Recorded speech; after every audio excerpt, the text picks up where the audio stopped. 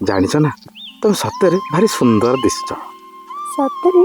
ସତରେ ତମେ ଭାରି ସୁନ୍ଦର। ସେ କଥା ଛାଡ। ହାଁ? তুমি ଜାଣିଛ ନା ହାଁ?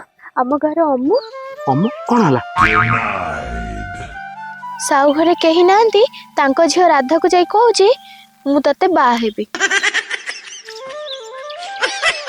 ସେ ବାଡ଼ି ଖେଇ ଏମିତି ହଉଛି, ତା ଘରେ ଯାଇ ପଶି ଯାଉଛି। ହଁ ସେଇଆ ହେଇଥିବ ଆଉ। ଶଳା ମୋ ଭାଗ୍ୟରେ କିଛି ଏ ଶଳା ଭଇଆ ମଇଆ କଣ ତାଙ୍କୁ ମିଳୁଛି। ମୁଁ ମୋର କଣ ନାହିଁ ବେ। ହଉ ଛାଡ, ଏବେ ଆମେ ଯିବା, ଘରେ ଖୋଜୁଥିବେ।